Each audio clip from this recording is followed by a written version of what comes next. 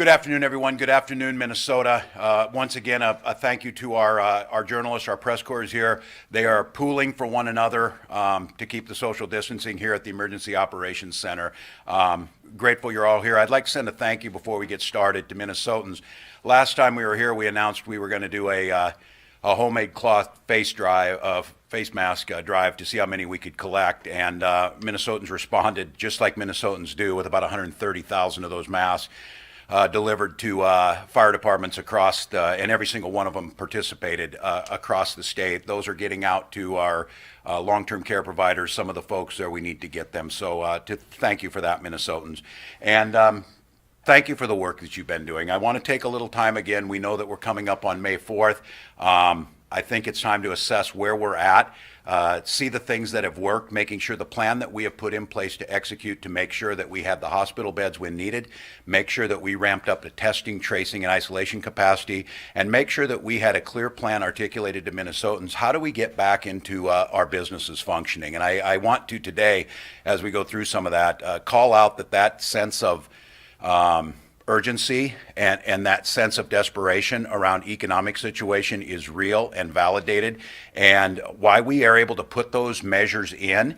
I still believe Minnesotans are finding a way not to force us to make a choice between public health and moving our commerce back into a functioning place. We can do both if you do it right. And I think the lessons from states around the country, maybe more importantly from some countries who have been able to do it pretty successfully, works. But I think when the story gets told, and I had the opportunity this week to tell the story to Vice President Pence about what Minnesota is doing, that story is resonating with people because it threads that needle in a way that allows us to think a little more creatively, allows us to roll more things back into the life that we knew before COVID, but with an understanding there's going to be adjustments. When we're outside or we're in places where we can't social distance, we're wearing masks, we're not congregating together, and that will probably continue for some time. But I do think it's worth noting, and I always think we're careful to make sure the science is there and there's validation that has to happen.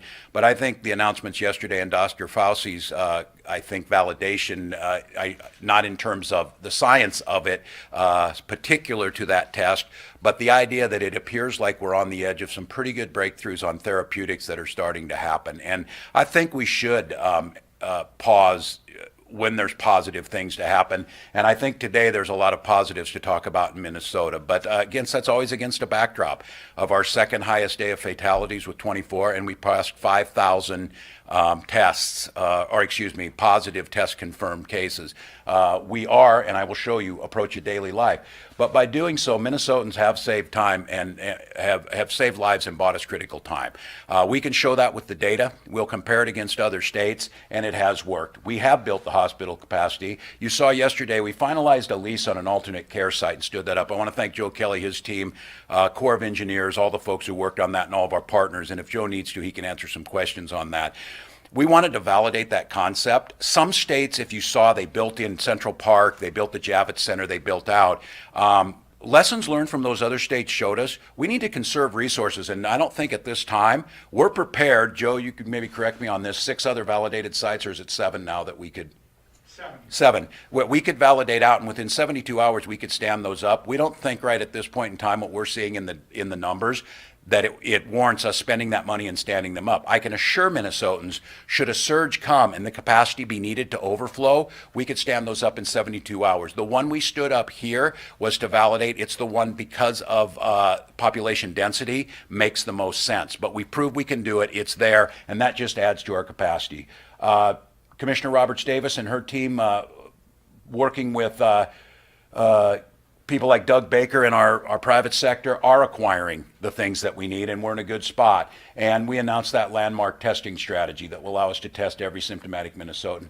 I'd also like to give thanks to the administration, to Vice President Pence and President Trump. When they were there, when we were at Mayo, I mentioned the one thing that I needed, that we needed in Minnesota, and I was hearing from other governors, but especially us here, to get to 20,000 PCR tests and 15,000 serology tests, were swabs. And I asked them to consider using the Defense Production Act on swabs. And last evening, President Trump announced that he has authorized the use of the Defense Production Act for swabs. That's a great partnership. It'll help us out. I am certainly grateful for that. Again, where we're at today, yesterday we did 3,279. I think it was Theo Keith said here a week ago. He said, where are we going to get near your 5,000? I said, hopefully before May 4th. That was my goal all along. There's still a chance we'll get to that. I want to clarify for the health people and for Jan, that number was to kind of drive us. We thought it was a starting point. We want to test all symptomatic Minnesotans, and then we want to expand it out to all others in frontline and positions that are of high risk. That's why now it's our goal is to get to 20,000 as quickly as possible. The word coming out from our partnership with the University of Minnesota, all of the other health systems, and the Mayo Clinic is that we are going to get there. And what I want to remind folks of now when you see numbers, you are going to see Minnesota have more cases confirmed.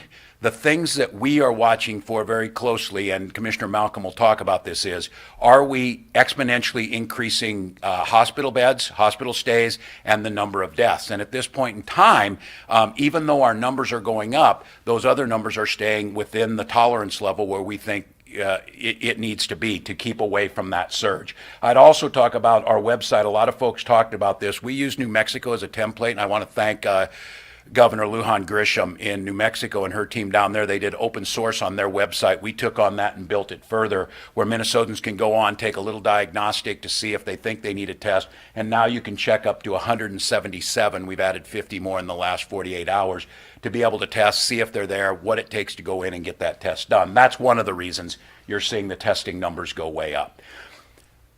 Again, setting the bar of where we were, I took a couple of data points. I asked my team, if I ask Minnesotans to stay home, if I ask them to sacrifice the things they love, if I ask businesses to put themselves on the brink, why are they doing it, and are you giving that? That was one of the reasons we put up the website, to show you what we were getting in PPE, where we were on ICU beds. I think it's important to, when we first asked this at the start of the pandemic on May 6th, we did not know. There was not, and no state did. There wasn't a real emergency response that had all the critical care capacity taken and put in one spot to be able to look at. Personal protective equipment, the state of Minnesota did not have that, because the plan that many states, I think all states thought, was the strategic national stockpile would be used to surge on that. That proved not to be the case, so we started from zero. And then, of course, testing capacity for COVID-19. It wouldn't be unusual with a new novel coronavirus to come up that you wouldn't be able to test, but the testing is similar in terms of you just have a few things you have to change and stand it up. That is one thing that we started at zero, and probably why the number of tests we have today, I think we'd be in a different spot if we'd have been running 3,200 tests in March 6th rather than on April 28th. Today, more than 2,500 critical care beds. You can see what the commissioners had. And I want to be clear, hospitals request their own. Hospitals build up their own PPE. Workplaces build up their own PPE. This is the state to be able to backfill, to help the folks we need, to be able to help with the surge capacity, be able to make sure the state patrol has them and others. And then testing capacity today is more than 2,000. Actually, it's about 3,300 and going up. And we will soon, remaining progress needs to be made as you see this, test all symptomatic Minnesotans. Once again, I want to show you this. This goes out, if those of you watching, and I'll try and stay close to this, if you're seeing the graph on the table, and it's a little bit confusing because there's a lot here, it's all the states listed of where they're at. And it shows where, from the first time we had 100 cases, and these are cases per 100,000 once you got to 100. We were in the lower end, but kind of towards the middle of the pack. That is the point when we started taking on March 13th, the executive order. And this is what you have done. And I wouldn't say this is not what the state has done as being state government. This is what you have done by staying home, by social distancing, by making good decisions. Ours went down like this, which means there are a couple of states we're right about with Montana, Oregon, and California in terms of where we're at. Now, we can't eliminate COVID-19 at this point in time without a vaccine. But we can slow this, and this is the way it should look, to build slow herd immunity and not overwhelm the healthcare system. So I continue to show this, though, for one reason also. There's a lot of states, and I'm going to step here and point at this, that were bunched together right here. The virus doesn't care what state they're in. And it will act the way the virus acts by infecting people through droplets, by being on surfaces, whatever it might be. The only thing that separates these states on this graph is the decisions that were made by the people and by those states to stop and change the direction and the numbers to keep us under per 100,000. So that's why we are still, at this point in time, able to stay right with the top 2 or 3 states, even, and this is normed to testing. Now, our objectives, as I've always said, health, your safety, and the happiness. And I don't use that term as a frivolous, I use it as well-being. And every single person who's mentioned the stay-at-home order can have catastrophic effects on mental health. The stay-at-home order can have catastrophic effects on domestic violence. It can have and we've seen this and we'll talk about it today, it can have catastrophic effects as it has not just in this state, but globally on economics. So it is critical that that be built into anything we think about and how we go forward. We're trying to slow the spread, build herd immunity, realizing you're not going to eliminate it. Now, the news from Dr. Fauci and coming out yesterday and some of the Gilead studies, this is pretty exciting stuff because just to be clear, there's some talk on vaccines, but the talk yesterday was more on the therapeutics, meaning that those that are most sick, those 5%, if we can significantly reduce the time they're in the hospital, the need to be intubated on ventilators, that's a game changer because it changes how we approach this. Protect working on the front line workers by increasing access to personal protective equipment. We still have that. Ensure the healthcare system can do everything they need. Strategically get more Minnesotans back to work. You're going to hear today Bruce Nusted's going to be here from our retailers, Minnesota Retailer Association, the partners who are figuring out how to get their folks back to work. We're going to hear from him, but I'm grateful for this this partnership and understanding. These are the folks that are impacted. These are the small business owners. These are the businesses that are facing with customers of trying to figure out how do you both get folks back safely and get businesses going together. And I think there's an awful lot of thanks and a lot of we're learning from them on what they can do and safely and slowly resume in-person contact and other activities. These things are important to our well-being.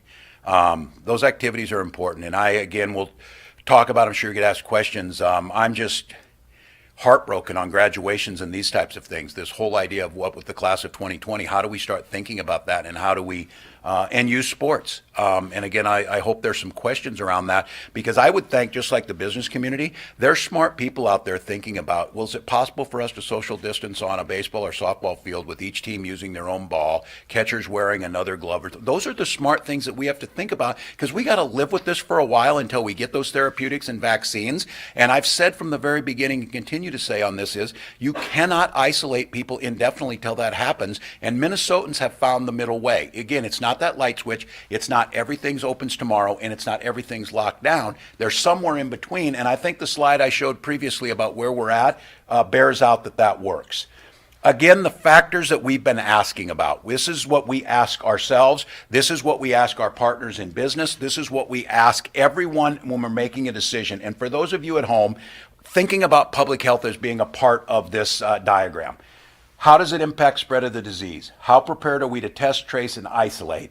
Are hospitals prepared to treat patients? And how does this impact public health for non-COVID related illnesses? I saw this story in today's, I believe it was in the Star Tribune, about the family waiting for the young child to get back surgery that is absolutely critical to that child's well-being, falls into that circle, but might not be deemed essential surgery at this time. And I'm going to talk a little more about this because I think this is an area because of the good work Minnesotans have done, because of what the hospital has done, because of what Commissioner Roberts Davis has done. Those are the things that we can now answer and say, yes, I think we can make some of these changes. Social distancing, can you effectively social distance when doing the action? Do we have the supplies needed for the workers and the customers to be safe? How big a gathering will people be safe and are setting predictable? And then the societal well-being. Will this action help spur economic recovery? I want to assure everyone out there that this idea of that if you just are plugging in the public health, which is important, no one wants to have to make that choice.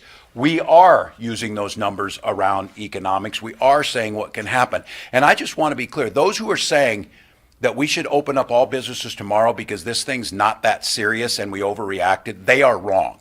Those who are saying we should open up as fast as we possibly can because this is causing huge economic damage and we should figure out a way to do that that is the safest possible way to do it, those people are right. That is exactly what we should be doing, and that's what the state of Minnesota is doing. And so does it action encourage other communities to return to civic life in a thoughtful way? Is this action meaningful, improve the lives of people? So it's not as if those aren't huge considerations into this factors. All right, what we're announcing today is we're going to extend the stay-at-home order on bars, restaurants, and public accommodations till Monday, the 18th of May.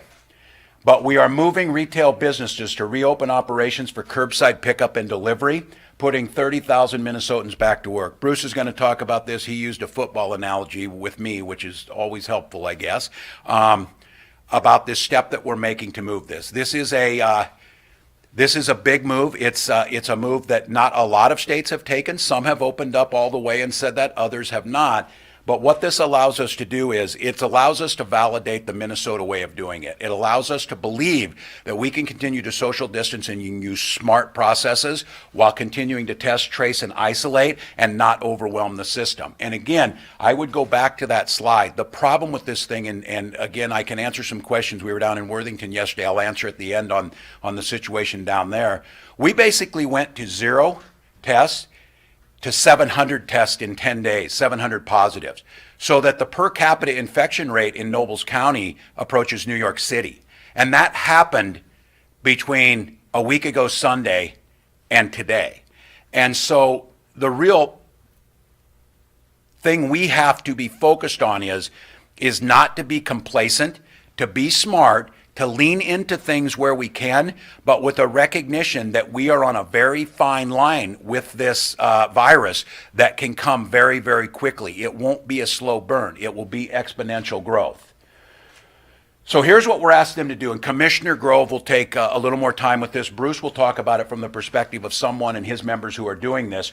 All customer-facing retail establishments are eligible for curbside delivery pickup starting next Monday. Dry cleaning. Candle sales, whatever it might be, all of them are available for that. Every business will develop and post a plan for how to do this, templates available. Once again, the state of Minnesota is not collecting these, and the state of Minnesota is not in the business of hassling folks or trying to do this. We're in the business of making them successful, because what the business community knows, if you don't get this right, people aren't going to come. If they know that your store is dangerous because you're not adhering to those principles, people are not going to come. It's one of the reasons that we've got folks like Costco going to all mask. If you want to go shop in Costco, you want to wear a mask. The Grocers Association is recommending that everyone go with the mask. We are recommending, and we'll bring that up, that everyone do that when they're in settings, when they're out in the public. Online payment should be used in every possible scenario. Employees and customers should wear masks, protective equipment. If curbside pickup scenarios, social distancing guidelines apply. If delivery scenarios, items should be posited. These are things that others have been doing. These are things that these retail establishments can do it. These are folks that have been thinking and gave us these ideas and said, let us go here and validate that we can do this, and then we can take it to the next step. So back to our dials. I want to note before we go into this is what we talked about. The bottom safe practices are the foundation to make this work. Washing hands, staying home when sick, social distancing, and wear a mask. Our job on COVID-19 response, test all symptomatic individuals, isolate positive cases and contact trace, protect those that are heightened risk, build needed capacity, which we are doing and have got there, and procure critical care supplies. That continues on. All of that will happen. What we've done is in the workplace setting, we've cranked the dial again since the last time we talked 6 days ago, allowing for these curbside deliveries. It's highly predictable, but less predictable than just keeping everybody home. And it's a smaller size setting. And I want to talk to those businesses that are out there. We can make this work. We can show that it happens. Many of you have said so, and I believe it, and our numbers support this. It is not wishful thinking. When this is all over, I think there's going to be, this will be done for decades, relooking at the pandemic of 2020. I think one of the things what will be interesting is there's the science the hard science and the medical science that falls into this. Then there's the behavioral sciences. Not all countries have responded the same way, and I would argue there are strong cultural implications there. And I have made the case here to my team time and time again. There is a social compact in Minnesota that manifests itself. We are always first or second in the number of people who vote. We are always first or second in charitable giving. Those types of things show a social responsibility to others that is pretty strong. And now, with the pandemic of 2020, we have shown that we can social distance and flatten as much as anything else. That is not because we have stay-at-home orders. It is because people have chosen to do this because they recognize social distancing, wearing a mask, following these rules isn't just about them. In fact, it might not be about them at all. It's about their neighbor and their most vulnerable neighbors to get this right. So we're able to do that. On the social setting, we still have the dial down because that's our strongest tool. But I want to, at this point, make clear, we believe that these dials can start to turn, especially now with the testing. And it is my belief, again, we are not setting the dials in place till May 18th. We're setting them for today. And Bruce will talk a little bit about this. We'll talk to his retailers. If there is the potential for us to get and show that we can do this curbside right, we get people moving, and we have the plans in place to allow some retail transactions inside the stores with a limited number of people, then it is our intention to do that. As long as we are not getting to where we get hotspots. Every time I say this, I know the health people have to balance out the economic side of this, and we're trying to continue to thread that needle. Whoops, I'll go back one. This is a big step too, and I want to let everybody know, the ban on elective surgeries, this is in working with partnership with the hospitals. The hospitals themselves and many of these ambulatory care facilities asked us to put this in place with them because the reason we did it was the belief that if we needed all of that surgical equipment like ventilators, PPE, masks, gloves, gowns, if we were doing these elective surgeries, we would not have enough on hand because not everybody stocked for this. As you saw a slide further back, we were basically at zero and there was no backfill from the state. Well, in the 4 weeks that you've given us, we have significantly built up our supplies. Should we have more? Absolutely. We're looking every day. The hospitals have done the same thing. And right now, I would ask all of you, it's online. You can go online to the COVID site. We want public input on this to get folks to be able to get online. The hospitals, the elective surgery, the doctors, the medical personnel, they've all been part of this decision. And what we're trying to do in working with them is to be able to announce it in a few days. If we keep making this progress, we believe that we can do this. And that has several implications. First and foremost, it has the implications of relieving the pain and the people who are out there waiting. I want to just be clear and validate the idea if you're waiting for a knee or a hip or this child who was waiting for back surgery, this has not been easy.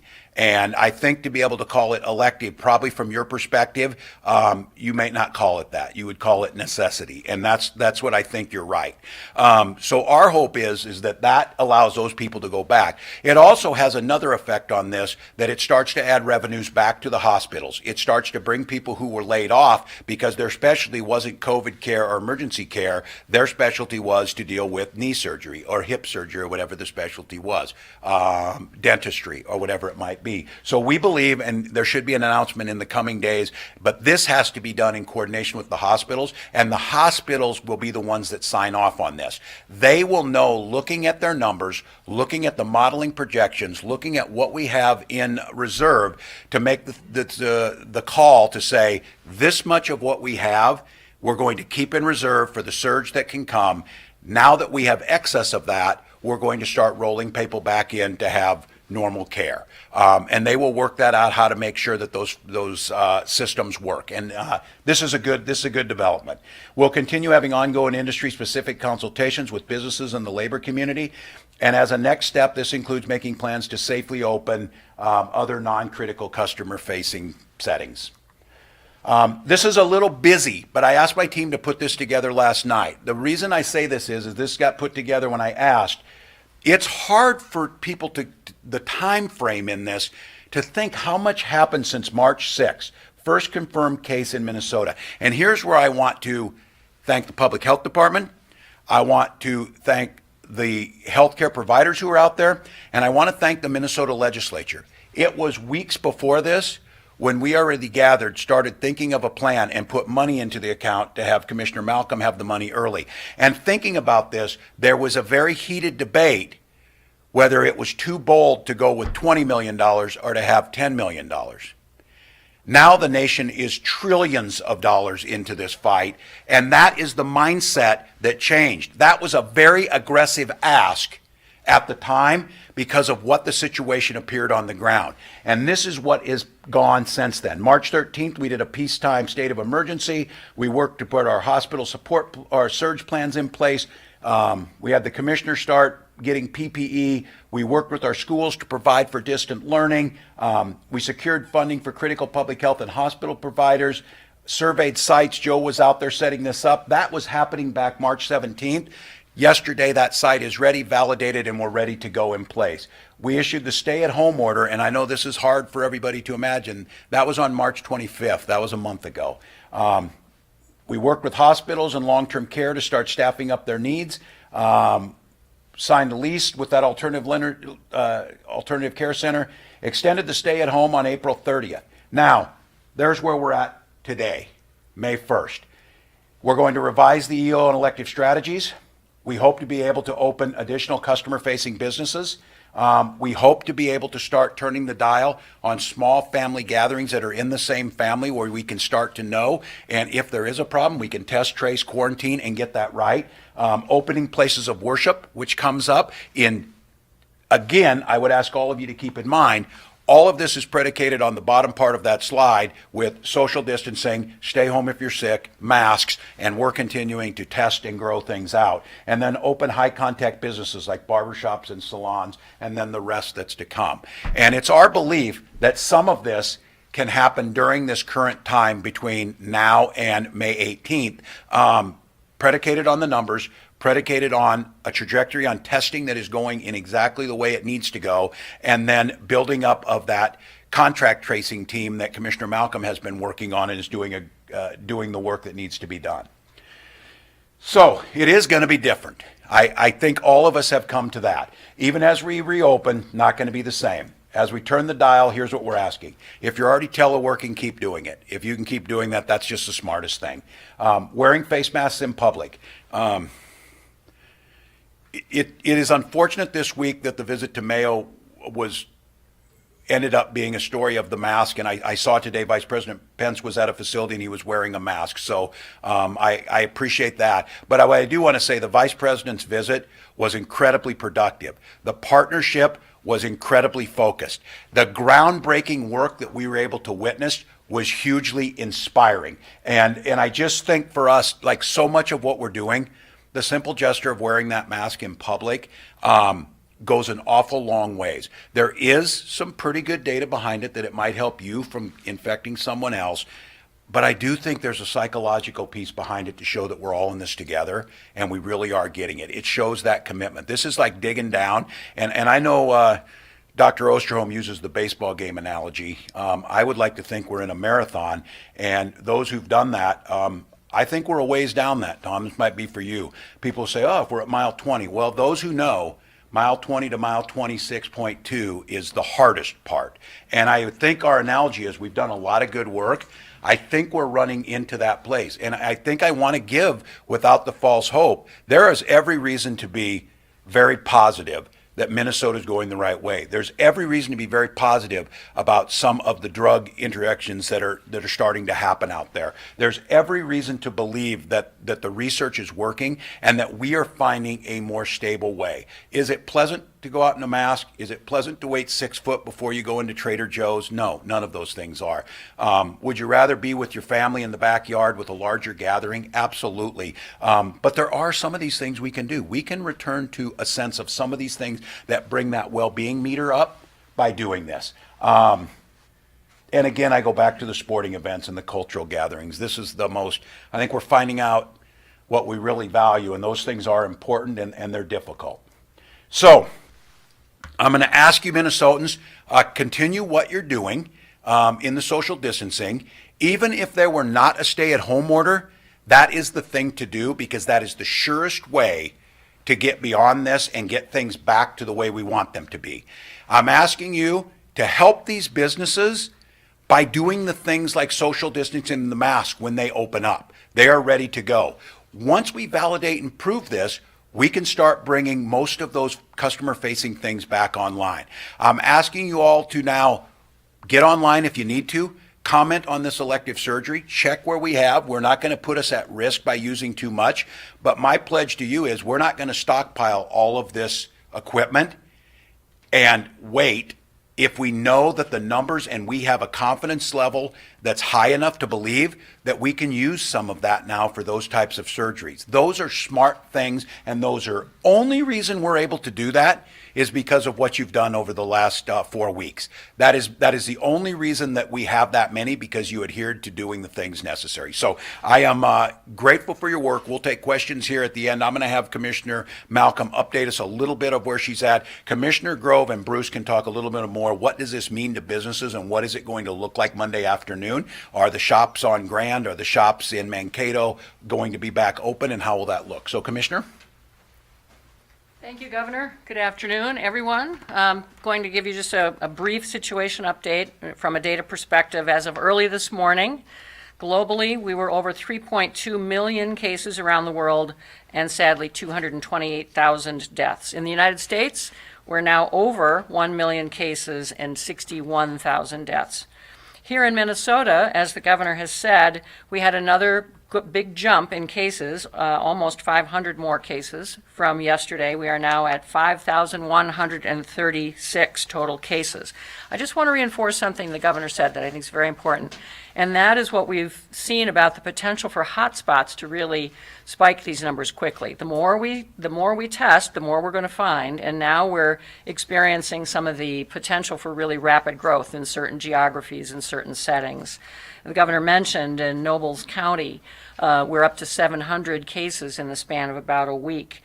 Candy-Ojai County, 87. Stearns County, 187. Cottonwood, 20. Martin County, 72. So those are just examples of how quickly things can change, to the governor's point about the need to be very thoughtful and vigilant here. We've seen the similar dynamic in terms of long-term care facilities and how very important it is to be able to do the testing and then the tracing and the isolation and quarantine to keep those situations as manageable as possible. Sadly, we did have another 24 deaths in Minnesota yesterday, bringing our total to 343. And the demographics continue to be very similar. 15 of these 24 deaths were in Hennepin County, 3 in Ramsey, 2 in Anoka, 1 each in Clay, Dakota, Washington, and Winona. And the age ranges of these individuals continue to skew toward the elderly. 6 people in their 90s, 7 in their 80s, 8 in their 70s, 2 people in their 60s, and 1 younger person in their 40s with significant underlying health conditions. And as of today, 2,172 patients have been released from isolation. And the governor mentioned the importance of keeping our eye on that hospitalization number, and particularly those in intensive care. There are currently 365 patients in the hospital, 130 of them in intensive care. So that proportion in intensive care has stayed in that range that we're really forecasting and looking for to be manageable. The governor updated you on the steady growth that we are seeing in testing. Over almost 3,300 tests performed yesterday, which was our high, except for the day that we had. Actually, that was our high. We exceeded the day that we had the drive-through clinic in Worthington a few days ago. And the governor mentioned, too, the fact that each of the health systems is working to maximize their testing capability, with Mayo and the university bringing on additional capacity above and beyond what they have had. We expect that number is going to continue to increase, that we'll have an additional increment of 1,000 and 2,000 and 3,000 cases in the days to come from additional capacity that's being built, as well as unleashing the capacity that already exists by getting the supply chain flowing correctly, the swabs and the reagents and so forth, because we know we've theoretically got a bunch of capacity there, but we're building more on top of that. And I think I will, with that, turn it over to Commissioner Grove. Thank you. Great. Thank you, Commissioner Malcolm. Good afternoon, everybody. I wanted to just give some more context and details around Executive Order 2048, which the governor signed just a little bit ago, that allows retailers to come back and do curbside pickup and delivery. And the first thing I want to say is that this guidance was not developed alone inside of government. It is the result of countless amounts of meetings and conversations with chambers of commerce, retail associations, business leaders, and labor leaders around the state. It's really important that we get these guidance documents right in concert with business to make sure that we're getting this right for businesses. And this move to turn that dial towards curbside pickup and delivery is very consistent with both the guidance of the National Retail Federation and Minnesota Retailers Association. You'll hear from Bruce in a moment on that. They both recommend starting in phases to go to this curbside delivery space first and then move to fully opening up. The importance of phases, they tell us, is that it gets businesses acclimated to this new way of doing business. It gets customers acclimated to the kind of physical environment of coming into a store or coming into a business with the protective equipment needed, with that social distancing to get right, so that when we do turn the dial a little bit further, there's growth there. And I think for businesses to teach each other during this time how to get this right with the guidance that we've released is just really important. I do also want to say that we know that the progress the governor went through a moment ago that our state has made over the last month has been, we think, probably disproportionately on the backs of small businesses in our state. It is small businesses who've most often had to close. You know, I can say as the son of a small business owner myself, I grew up working for my dad's landscaping company.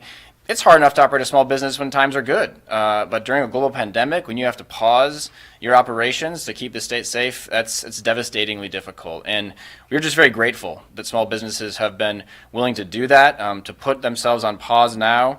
And it's really why it's so important that we make these steps today. We know that when small businesses look at the big box store that's able to stay open because they sell critical items that society needs as per that Department of Homeland Security guidance, that seems a little bit unfair, and I think it's important now that we take this step both to begin to open up our economy and to get those businesses running again. So we think today's announcement will help 30,000 Minnesotans get back to work. As the governor said, the stay-at-home guidance remains in place for 2 weeks, but by Monday, May 4th, that's next Monday, we're allowing all customer-facing retail establishments in Minnesota to open up outdoor, curbside, pickup, and delivery. So just to get a bit more specific about who that involves, this involves any retail store or business that sells, rents, or maintains or repairs goods that can reasonably be picked up outside by a customer without entering a place of the business, and with limited interaction between the worker and the customer. This includes household goods rentals, maintenance services, repair services, and pet grooming, which are all included in this order. I know there's lots of questions out there about salons and barbershops. This order allows salons and barbershops to open up the retail portion of their business so they can sell those products to folks through this order, but they cannot open up to give haircuts or provide individual services to customers. So similar to the order that we did earlier for industrial manufacturers and office settings, which started on Monday, we're following a similar roadmap here for curbside delivery and pickup for retailers. Every retailer who comes back into business next Monday to do this curbside and delivery has to build a plan. And we have a COVID-19 preparedness plan on mn.gov/deeds/safe-work. We've adapted it a little bit to include some guidance around customer pickup and delivery. You don't have to use that template exactly, but it's there for your use. We are not asking businesses to submit those plans to state government. We're not reviewing them one by one. Again, we're talking about probably 10,000 businesses that are now going to be coming into this. That's not a good use of our time or yours. We're asking businesses to make that plan for your workers, for your customers, so that people know what to do. And of course, we reserve the right to ask for your plan if we hear complaints, but really want businesses to just take the lead here as they have so far. Secondly, we ask every business to engage in health screenings, as we have for other businesses that are up and running. As you saw earlier this week, we launched the Minnesota Symptom Screener from our Department of IT, a great partnership between Target, state government, and the Minnesota Safety Council. This Symptom Screener is a great way for businesses to track health conditions over time and make sure they can ensure that their employees are safe. It is optional, but it's there for use.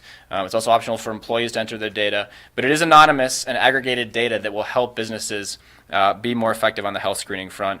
We're also pleased to see and announced just yesterday that Target has procured tens of thousands of more infrared thermometers and are providing them at wholesale cost to Minnesota businesses.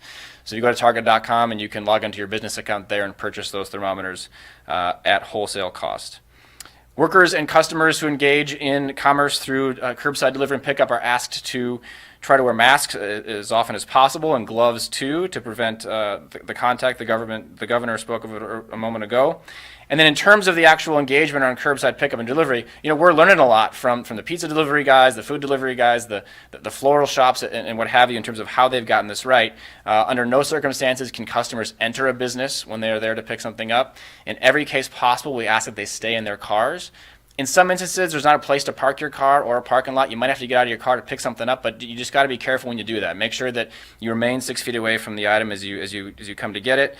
And delivery professionals who are coming to people's homes to deliver goods also need to remain outside of the house, and wherever possible, drop that item outside of the house when they come to someone's home.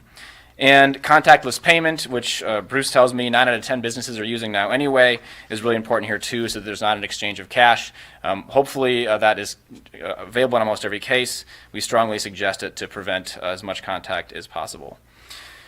I also just wanted to say, in terms of sort of what's next here, as the governor mentioned, we're continuing to every day evaluate that dial and what we can do to get more businesses back up and running. And so we're beginning a whole new phase of really in-depth, detailed consultation with different sectors in our business community, because no one understands what this pandemic means for our economy more than the folks who make that economy run. So these consultations are really critical, and I think from the small retailers to the business owners to all the community organizations we've been discussing with, this feedback and time that you've given us, this flexibility you've given us to understand how to get this right is really a gift to state government. And so just to give folks a sense, we have convened regular meetings with advocacy groups and nonprofits representing communities of color, chambers of commerce, businesses and trade associations, consumer advocates for adults and people with disabilities, labor unions and organizers, disability service providers, municipal and county governments, tribal governments, places of worship, and many, many more. And I think as we get into these next phases of what types of businesses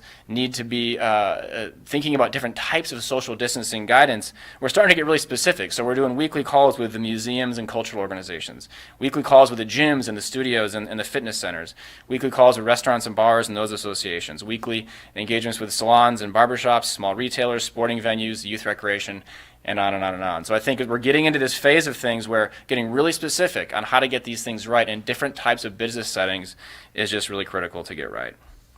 Before I turn over to Bruce, who's going to share the perspective of the Retail Association, I wanted to just give folks an update on our unemployment numbers, as we do every day. Since March 16th, we're up to 584,431 applications for unemployment insurance since March 16th, as I said.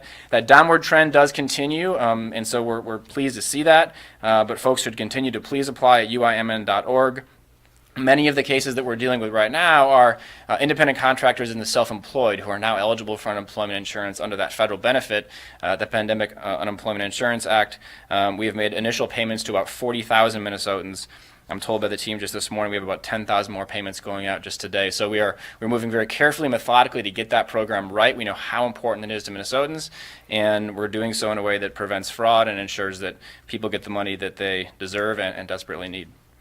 So with that, I want to introduce Bruce Nustad. We're really thrilled to have Bruce here today. He's been a great voice for Minnesota retailers, a real confidant and counselor of Deed and our governor's office as we have engaged in this journey. Bruce has had a long history of working for several different chambers of commerce throughout the state, and he's been at the helm of the Retail Association here in Minnesota since 2012. So Bruce, thank you for your leadership, and thanks for joining us today. Thanks, Commissioner. Well, good afternoon. Thank you, Commissioner. Thank you, Governor, so much. Today is a big day from an announcements perspective. There's no doubt about it. My name is Bruce Newstead. I'm, as was said, the president of the Minnesota Retailers Association. We're a collection of innovative retailers across the state that work together to promote, preserve, and enhance Minnesota's retail industry. Our membership is interesting. It ranges from the smallest of small Main Street shops to sort of your mid-size retail operations and even some of the national brands. So the association really represents what retail looks like in Minnesota today. There are about 69,000 retailers in Minnesota that take it very seriously, their role to provide a strong, stable economy for Minnesota, and really one community at a time. Retail touches 1 in 4 jobs, believe it or not, and we're so proud of those retail workers today that are on the front line serving customers for the critical needs, and we're excited to see some of those retail employees return under this order as well. We take very seriously health and safety. Every interaction with a customer today is done with the thought of how is this going to be done in a safe manner that gets the customer what they need when they need it. And when we see curbside open up on Monday, we'll see those same parameters. It's no secret that retail has been hit hard by COVID-19, just like all Minnesotans and all industries have as well. And at the association, we've worked with the governor and his staff to really talk about how we need to balance that public health element with the economic health element. And I think today's action shows that there's some great understanding of the economics of today's situation, and especially an appreciation of how you balance that with public health. As was said, this announcement will allow curbside delivery, drop-off and pickup, and that is an important step for retailers. There are literally thousands and thousands, probably somewhere between 10 and 15,000 retailers today that aren't able to conduct business that'll be picked up by this order. So if you're one of those, we're grateful and we're happy that this action's taken place, and Minnesotans have our commitment to do it in a safe and secure manner that not only protects our customers but our employees as well. As the governor's mentioned with all these things, this is not a full solution, but this is a step. And quite frankly, for retail, this is a really important step. My football analogy was quite simply, this is sort of like putting retail in that final game of the playoffs. This is your chance to get your game plan down really good, make sure everybody's playing well, because right around the corner is the Super Bowl, and I believe the governor is very intentional when he says, we're working toward a reopening of stores. And I know it requires a lot of patience because there are a lot of retailers who want to see those stores open today. But this is your final game in the playoffs, and we're getting close to the Super Bowl. I do want to thank the governor and Commissioner Grove and all the other commissioners and your staff for a great level of communication. Commissioner Grove is exactly right. We spent hours and days in conversations. And I know sometimes you'll see an email box, send your suggestions to the government. And sometimes retailers, they do that and they think nobody reads it. Well, I have learned over the last weeks that people are reading those things. You might not get the answer that you want today, but there are folks that are reading, digesting that, and taking that into account when putting these plans in place. So, Governor, thank you for that, and Commissioners, thank you for that as well. I'm happy to cover any questions that folks might have, but again, on behalf of retailers that are able to conduct some business via curbside, from Thief River Falls to Austin to my hometown of Winona, thank you for this action. It is meaningful. Thanks, Bruce. Yep.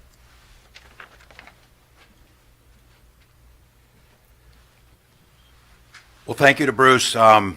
Thank you to all the retailers out there. Your sacrifice has saved lives. Your sacrifice has allowed us, and as I said on the slide, if we're going to ask Minnesotans to make the sacrifice to buy us that time, we're going to use it wisely. And our job is to expand testing, tracing, isolation, be able to put out hotspots, and be able to do things like this in collaboration with the people who know how to deliver it. Thank you for your patience from the media today. We had quite a bit to cover, but Mary, why don't you start us out? Yes, Governor. So far, the reaction from Senate Republicans is disappointed, and specifically a number of Minnesotans had said, you gave us a date, you gave us numbers. One used the analogy, as a former football coach, one used the analogy that you've moved the goalpost today. How do you explain going from May 4th to May 15th? That's simply not the case, and I have been very specific about not setting dates certain because they are dependent on how the virus acts. They are dependent on the actions that we take. We have done something that other states haven't done. We have done shorter increments, pledged to do things during that time, and then go forward. I think you'll hear today is, again, if the disappointment is you should have just opened up everything, they're not ready to open. People are not ready to go back. If you look at polling, over 70% of people say they feel they don't want to at this point in time feel like they can do that. So I think I don't think it's fair to say the goalposts are moved. I've never said we would be out of this. I'm not saying it today that we're out of it by May 18th. But what I pledged is if you give us that time, I will get you results. And the results are probably the most extensive testing package. The results are, thanks to Minnesotans, the flattest numbers that are out there. And the results are, if you go and look, we probably has a higher percentage of businesses open as almost any other state. But it has been done strategically, because we are up above 82%. It has been strategically to not let people, because there is one of the fears that I think you saw with California. They have done a really nice job, and you saw it up there. And they opened the beaches, and it went south fast. Now all the beaches are closed, and they're back to it. So I think we have set parameters, we have set goals, we have turned the dial. We told them we would turn the dial. If I believed I could crank that dial all the way to the right today, that's exactly what I'd like to do. But it is not ready. So if the critique is, how much more can you crank the dial? I would like to see the data that shows that we could crank the dial more. And I'm telling you, having come from Worthington yesterday, you crank that dial wrong, and it is catastrophic on what it can do. It does not matter. I'll guarantee you this today in Worthington, you don't need any stay-at-home order for people to stay at home, because they know what happens if you go out, and they certainly know what happens if you go into an affected area without a mask. Tom?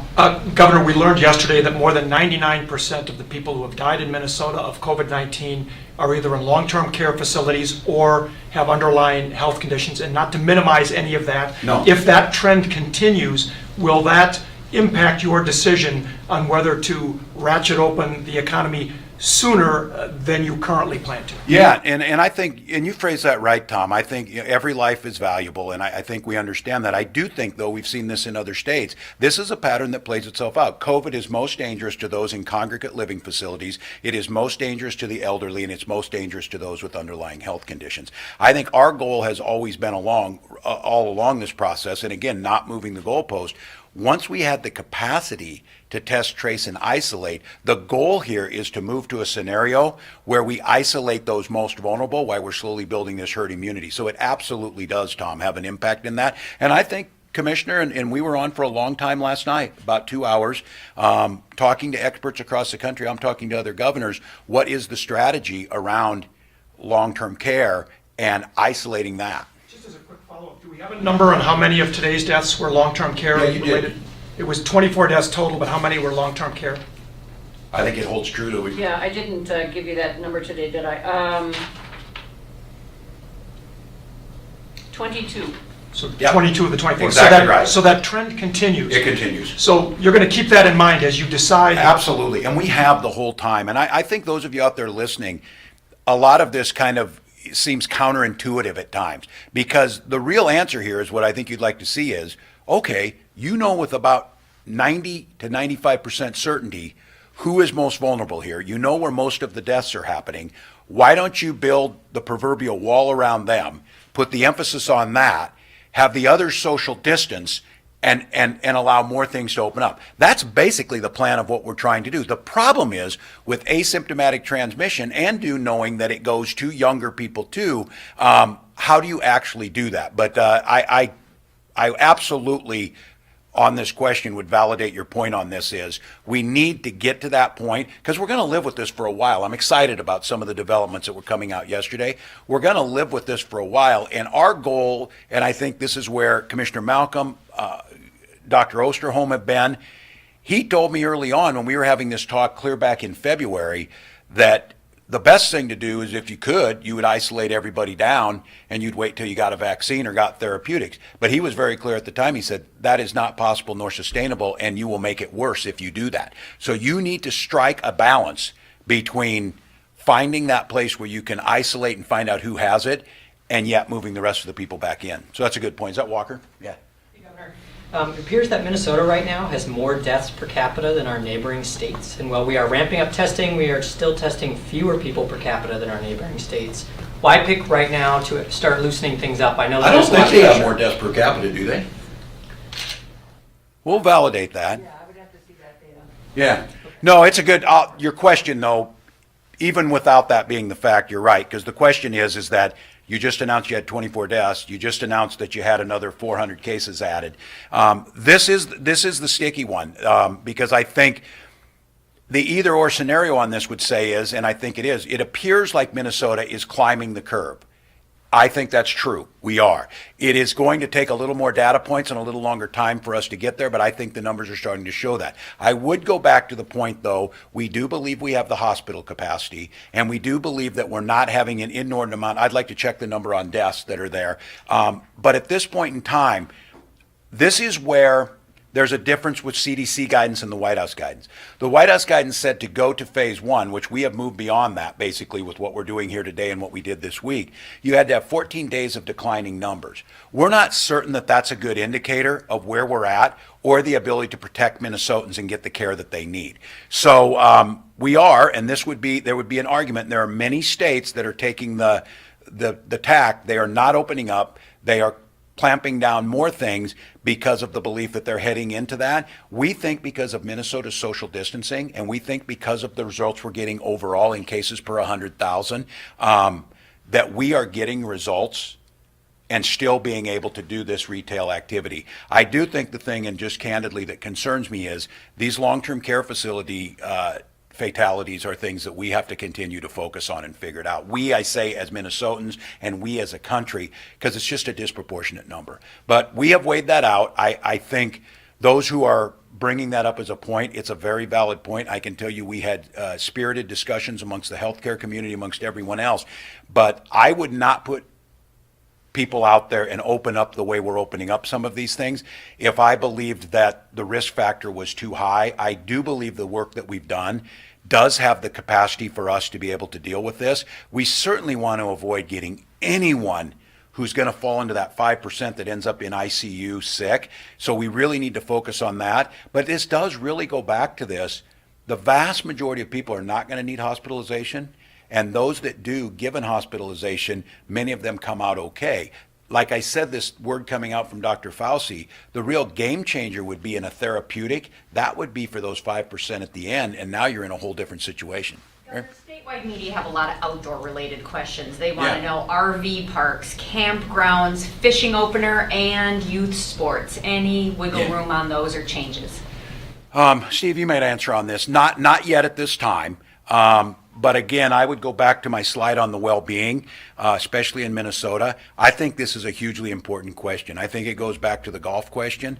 I think it extends into people who have that same passion for a few other things. And that's why I say I ask the folks out there who are doing this, the youth sports people are thinking incredibly creative, and I think that's how we get to a yes on that. But at this point in time, the health advice and the things we're at didn't have us move today, but I think for people to say, and this might go back to the moving goalpost situation, what we're saying is even during this lockdown, if we have proof and we can validate processes that work like Bruce was talking about, if we can start out small and show these things work, we're willing to look at that. So I don't think... Within that real quick too, Sure. what about some of the inequities about what is allowed? Many folks are Yeah. saying golf courses are allowed, but cities are Totally taking fair. down nets in parks, and that creates inequity. They are totally fair, and I don't have a good answer for you for that. I think what Lieutenant Governor Flanagan says this, she heard somebody use this term and said, COVID-19 is the great equalizer, we're all in it together. She said, actually, it's not the great equalizer, it's the great unequalizer in terms of it falls most heavily on communities that were already had inequities falling on them. So I can also tell you, this was a delicate question, and it was one that was debated very heatedly amongst our administration around that it was viewed, but it was our belief to follow the data, and the data on it showed that golf could be social distance, it could answer the public health questions that were up there and still get to the societal well-being. We weren't able to answer that with pickup basketball games. Now, I do just want to call that out. The inequities created by this are real. The inequities that have been created by distant learning are real. They are falling heavily on communities of color and socially disadvantaged communities. So we are trying to work that. We hear it. I don't have an answer for that today other than that we made that decision, what we thought moved one in, and it's created that. COVID-19 has done that, Tom. Governor, a couple of questions about significant cultural events. You alluded to them earlier. Just got a message from a a woman who says she's literally crying along with her daughter today, trying to determine whether or not they can have a wedding this summer. That is a huge issue for a lot of people. And then also, is there anything in your executive order on education that does not allow schools to still have graduation ceremonies if they have proper social distancing guidelines in the month of June? Yeah, and the large gatherings, of course, are a part of it. We don't want them to have this, but I can tell you, and I want to again validate several of these things. First of all, to the listener in the wedding, I won't pretend that I know how bad your heart's breaking. I can't imagine what that would be like. I also did the same with trying to bury our dad. Lieutenant Governor Flanagan mentioned this morning that she has not yet been able to grieve or properly pay respects to her big brother who died of COVID-19. And this is that's the emotional well-being part.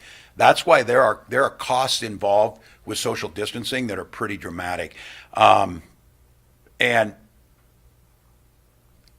we're trying to tackle to meet where that's at. And I think on the graduations and those things, my wife, Gwen, is a 29-year educator, is spending an inordinate amount of time on this because I think Gwen is internalizing this very much so.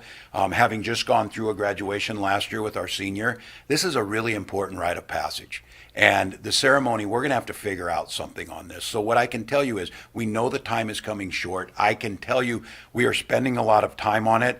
I think it's going to be difficult to do these, but what I want to tell Minnesotans is we're trying to figure out a way to allow some of that to happen in some way. Is that on both graduations and weddings? Because people want answers and they're getting a lot of vagueness. No. Is there a chance there could be June weddings and June Yeah, graduations? I wish I didn't have vagueness in this. I think the problem is that there is no clear cut. I don't know what those numbers will look like tomorrow or what the social distancing will look like. What I can guarantee you is my desire to turn that knob as quickly as we can is really strong. It has to be balanced against my desire to listen to the health experts about not putting people at risk.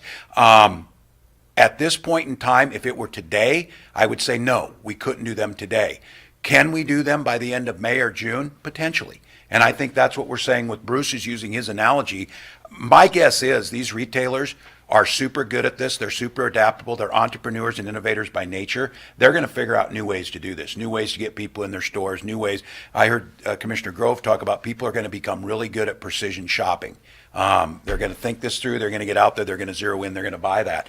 I want to say, that I think I need to give people a realistic picture, but I also think that the way we're doing this, the importance of giving people hope that those types of things can be done, I'm trying my best to find a way to do them without putting people at risk. So at this point in time, you've got my commitment to continue to use the data, to use what we can do, to figure out if there's new ways to do it. This is just the worst of all things, that the things we like to do most are the exact thing the virus wants us to do to be able to spread. And that's just nature working its brilliance, that's how it gets out there. So I wish again, to all those people listening, it is not being vague because I wish to be vague. It's vague because I don't know the answer yet. Governor, this is from Minnesota Public Radio. They asked, traffic patterns and foot traffic at stores that are open suggest the stay-at-home order is already breaking down or at least fraying. Does an extended order have any real might behind it? And what should law enforcement be doing when they encounter large groups? Yeah, it's a great question. And just to be clear, let's get this right now.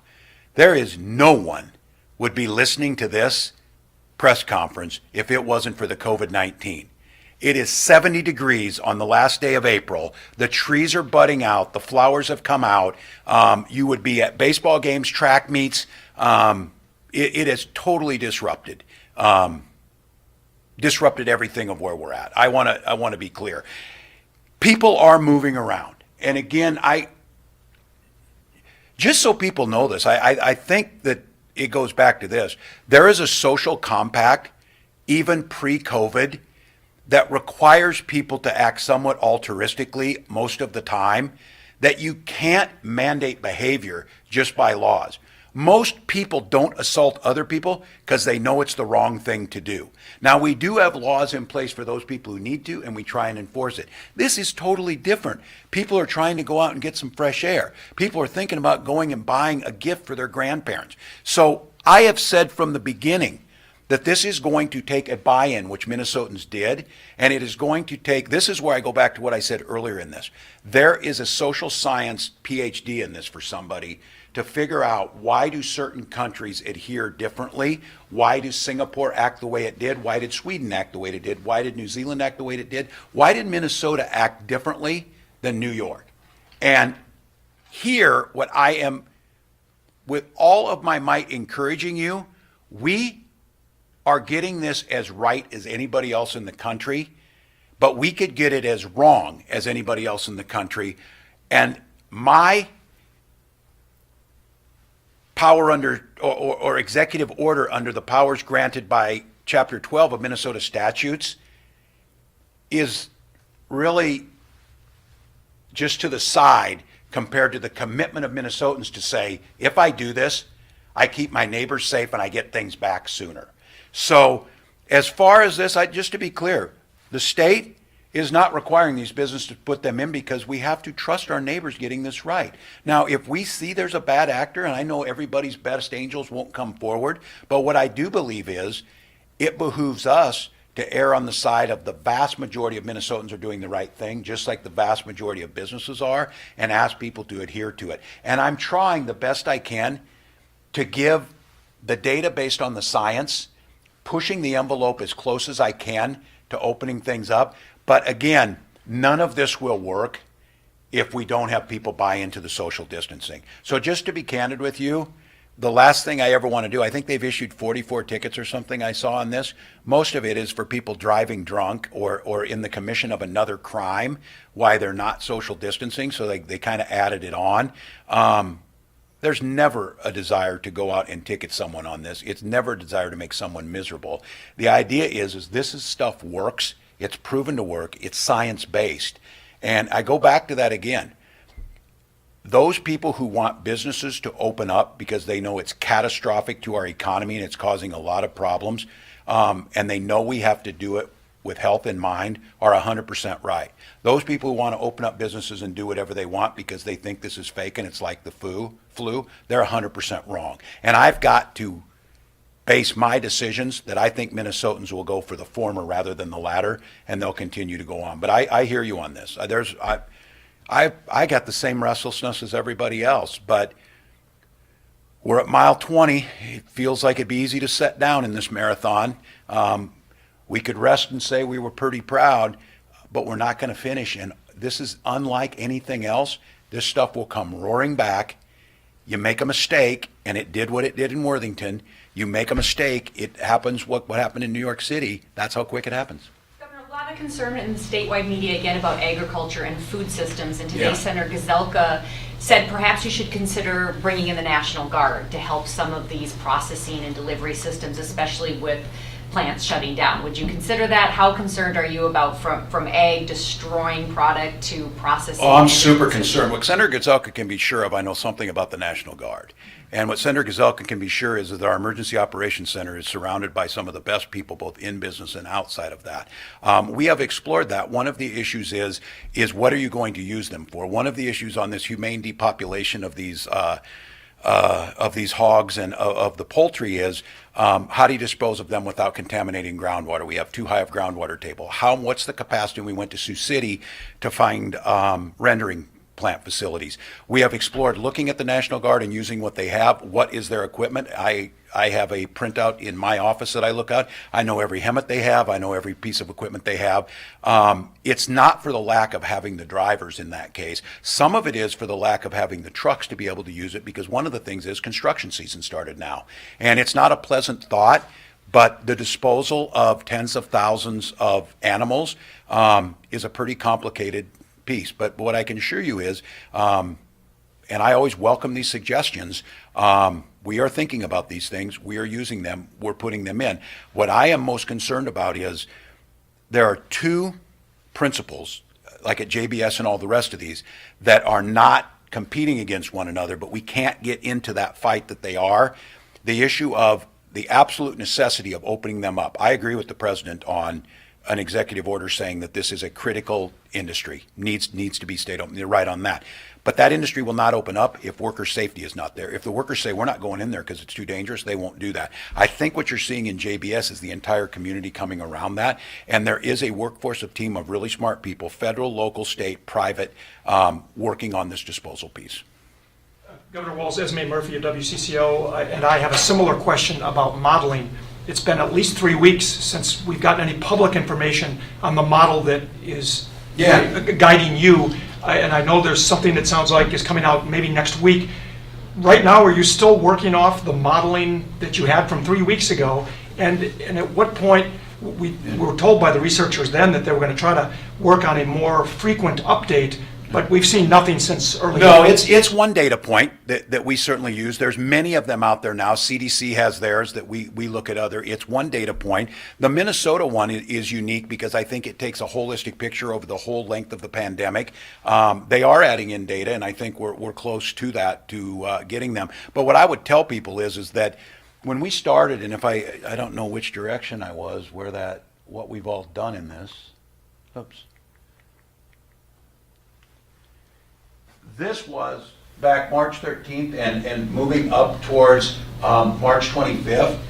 There was no model in America showing what this would look like. There was some early data coming out of Italy and China. University of Minnesota and our health department hopped on this first, and that model was finished somewhere around the 17th of March of where they looked at it. And that was one thing. We needed to get a snapshot of a picture. There was no testing. There was no one out there. We were using epidemiological data. I think, again, as we said about modeling, it shows patterns of direction.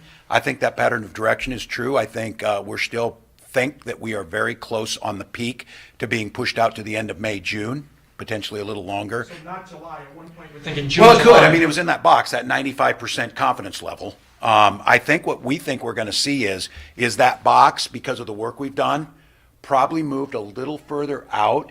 But the real important thing that I'm looking at is we think it's going to drop some. And my hope is that intersection line in that 95% confidence interval, that what's going to fall in there is hospital bed capacity, PPE capacity, workforce capacity. And I don't know at this time. It's preliminary. It's some of the things we're looking at. It's the curve that we're looking at. We're looking at modeling out of Washington and other states. I think that's probably where that's going to come out. But that is just one data point we use. That's not driving that decision, because the fact is COVID's still here. The fact is if you get it, there's a 5% chance, at least on that it's going to be pretty critical if you fall into that category of underlying health conditions. Governor, can you just talk a little bit about, you had mentioned the possibility of bad actors among businesses, but that would be relatively little. At the same time, you've talked about how a lot of these restrictions for businesses are more or less voluntary. What would you say to a worker who's worried that they may not be able to go in and expect the absolute highest best practices, especially as we've all noticed, it's hard to buy even Lysol or hand sanitizer or something like that in this time. This is a great question, Bruce. This kind of falls in with you too. This is that compact between worker and employer. And building that trust between them. That I do think the one thing I would tell workers is we want you to be very clear. We're not going to ask you, and I told the workers out at JBS out in Worthington, we're not going to ask them to go back into a situation that's unsafe. It would be my assumption that business doesn't want them to go back in there, because that creates a situation. One is the shortage of workers. Two is there is this is Yelp on steroids, if you will, about which businesses are doing this right. What is the word on the street, how they're getting it? But Steve, you want to talk about what does a worker do? Sure. If they're in that situation? Well, I think first of all, we hope that workers are collaborating with their employers on creating these plans. The best plans that are created to create safety at a workplace are going to be created when business and labor is working together. But we also have set up hotlines through OSHA and through the State Emergency Operations Center, which we're standing right now, for workers to call and let us know when businesses aren't getting this right. And that is an important piece of this, such that we are tracking how this evolves over time. And so I would also say that in addition to talking to businesses about this guidance, we've talked to labor unions across the state too. And I think it's business and labor that are helping us put these plans together. And it's as important to the business that can earn money by having the ability to sell things as it is for the worker to get wages and health insurance and all the benefits that comes with work. And so getting that balance right is really important. Bruce, do you want to, how would you respond as business owner and representative? No, it's a great question. Of course, there always are bad actors, but by and large, especially in retail, you have to remember there's nothing more important than the consumer, except maybe the employee that takes care of that consumer, because they're critical to that consumer being happy. And especially today, when we have consumers that are concerned about their health and their safety, I think the marketplace is going to do a really good job ensuring that the right pieces are in place, including the right protections. In fact, I know retailers that, they'll have the ability to do curbside on Monday. They won't do curbside on Monday. They might wait till Wednesday because they want to get some PPE or some of the sanitizers or their own systems in place. So I think it's important to remember under these guidelines, it's a day you can start, but it's not necessarily the day you have to start. And for retailers, they'll be really relying on what is my consumer going to feel good about? Because if the consumer doesn't come back, there's really no need to be open or offering that service.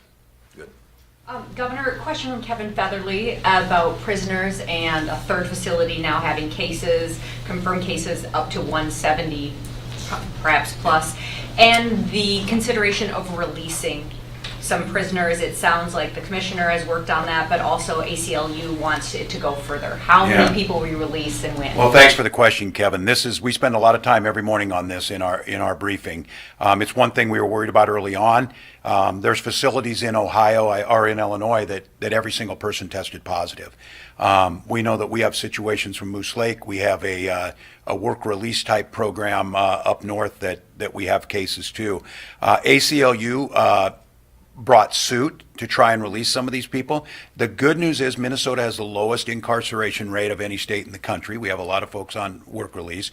We also have, I heard this statistic the other day, and crimes are down, but there's still a backlog in the courts is part of the reason. The lowest number of people remanded to state prison since 1967 over the last month.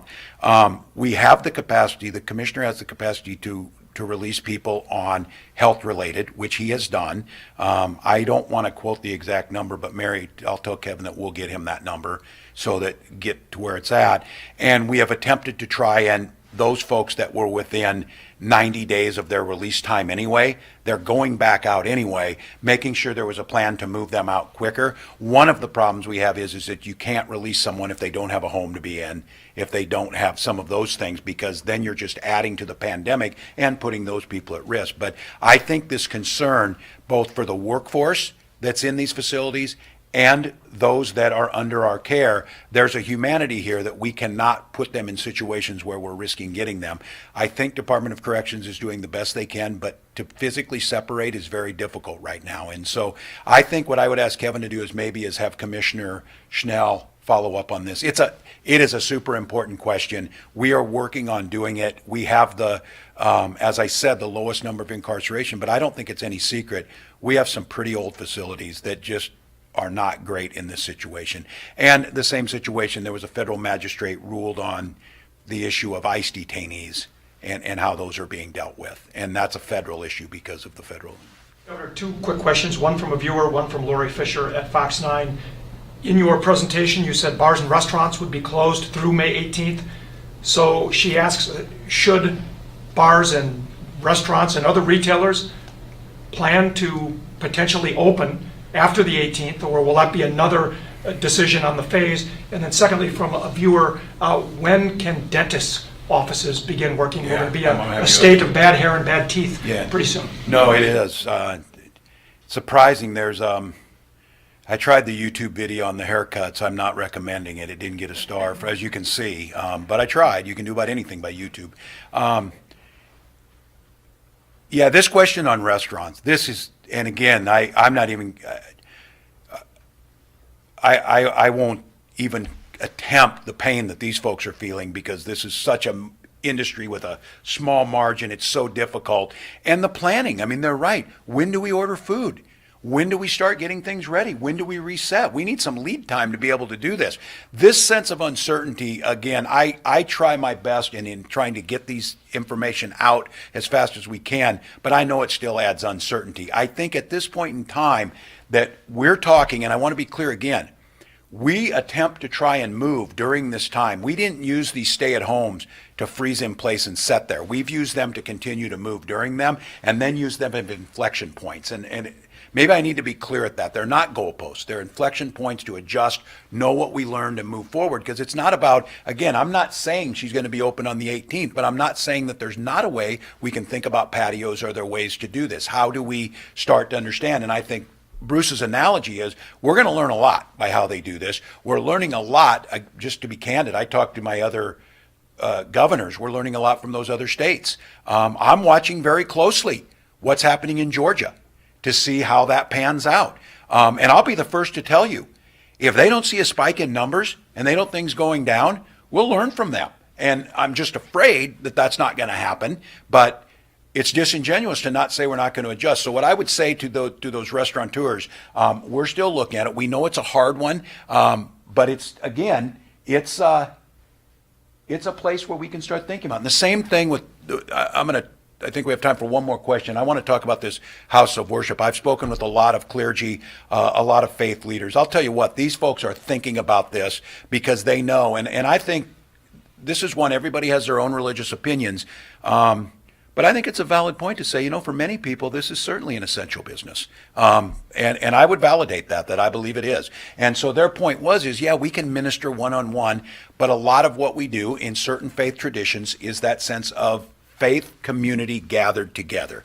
And they are thinking through that. And what I'm asking is for them to continue to submit those things, for us to take a look at it. I'm pushing pretty hard on that one, but people are saying, so what's the difference between a large church gathering in a movie theater? What's the difference between a large church gathering and the Ordway putting on a play? How are you measuring these things? And Jan would say, what is the risk in those settings? What is the probability? What is the predictability or the non-predictability of how that event will play out? And what does it mean afterwards? The other question was? Dental services? Yes. Steve, you want to talk about that? Sure. This is a PPE issue too. It is a PPE issue, and it's a great question. I think dental services are on that same spectrum of salons and hair shops in which there's person-to-person contact. So we are having some good conversations with leaders in that industry about how they would get that right, what sort of PPE they would need, how they would manage traffic inside of the dental office. And so, it's an active conversation. On that dial, it's a little trickier given the person-to-person contact, but that doesn't mean we can't get it right. We just have to make sure we do it when the time is right, phase it in appropriately, and then have the right guidance in place, which is going to be different than, the guidance we've given for curbside delivery or pickup. It's going to be different than the guidance that we'll end up giving for restaurants and bars and things like that. And so each of these use cases deserves its own thoughtful consultation, and as the governor looks at all these factors and decides how to turn that dial, we'll make sure we give that guidance in collaboration with those businesses to get it right. Part of this elective surgery thing, kind of in the same category? I think it potentially could be. Governor, you can speak more to that, but I think it's all in the space of it's important to get your teeth clean and have healthy teeth long term. It's elective to some, but in other ways it's right. critical to health. Yeah. So. And there's been emergency surgery if you got impacted tooth, if you have root canal, those things have been out there. But I do think it's right. Yes, it's going to be part of that conversation we have, that we know these are things that have to happen again. And I'm not going to make light of the issue of hair salons and getting your hair cut and things. These are important. The issue we're grappling with is they're highly interactive, but I think you could argue, and these people are out there working really hard on this, is they are making the experience very predictable, is what they're saying. And we're getting to see some trial runs on that. And I would tell those people out there listening, looking for a glimmer of hope, it's our desire to open up as much as we possibly can. We've got about 82% of our businesses open, but I want to claim this. That is little comfort to the 18 that aren't there. And once we get open, and just think about this, by Monday, customer-facing retailers who want to be open for curbside and delivery are going to be open. Our hope is we learn a lot from that and we move a step further. Our elective surgery, get online if you have some comments on this. The person who's asking about dental, show us this, and we are looking at the PPE, that we can move those things back to open. I think if we get this right, we get most people back to work. We get in a place where we keep our numbers down by smart social distancing, mask wearing, testing, tracing, And we do it the Minnesota way, where we have this weird new normal that lasts until we get the therapeutics and that, but that we reduce this economic pain to as low as we can, just like we're reducing the number of infections. And I don't think we've split on that. I get the desire, and I know there's some governors, it would be, I remember saying this, it was sometime in March, the end of March when we put this in. I wished I could give you a date and say at 10 a.m. on May 19th, we're going to ring all the church bells and we're going to honk our horns and we're all going to go back out and it's going to be back to normal. The virus will not allow us to do that, but I am not going to allow it to keep us prisoners in our house. I'm not going to let us to not think cleverly about how we can do this. I'm not going to allow us to put certain people at risk and say they're expendable or put businesses at risk one over the other. So those who are making those points about saying, why can't I be open? You're right. And that's what we're trying to figure out. We want to get there. So I think for all of us, it's the challenge of many of our lifetimes that we've seen of trying to manage this. I would say today for all of you as you're seeing this, there's an awful lot of positives to get out of this. Don't see just the May 18th as, it's another deadline or whatever. Things have changed here, and they've changed for the positive. They've changed on the testing front. They've changed on our ability to understand this better. They've changed on the businesses that are functioning and getting people back to work. All of those things are a positive. So we'll be back.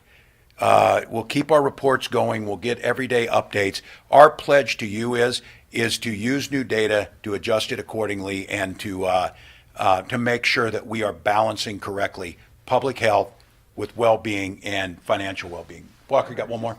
From Minnesota Public Radio wants to know about summer camps, if you haven't touched on that. Will those be ready to go by June? And the Strib also wants to know about youth sports leagues, tournaments like the USA Cup.